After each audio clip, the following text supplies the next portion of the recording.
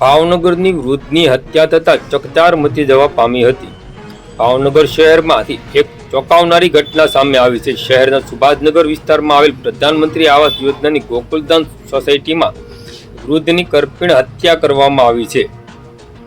આ ઘટનાએ આખા વિસ્તારમાં ખળભળાટ મચાવી દીધો છે। ભાવનગરના સુભાષનગરમાં આવેલી ગોકુલધામ સોસાયટીમાં એક દુઃખદ ઘટના બની છે। 60 વર્ષીય વૃદ્ધ છન્નાભાઈ ગોહિલની અજાણ્યા હુમલાખોરો દ્વારા નિર્મમ હત્યા કરવામાં આવી છે। પ્રાથમિક માહિતી અનુસાર આ હત્યા ગઈ રાત્રે અથવા આજે વહેલી સવારે કરવામાં આવી હોવાનું માનવામાં આવી રહ્યું છે। આ ઘટનાની જાણ થતાં બી ડિવિઝન પોલીસ સ્ટેશનના પીઆઈ સહિત પોલીસનો કાફલો ઘટના સ્થળે પહોંચ્યો છે।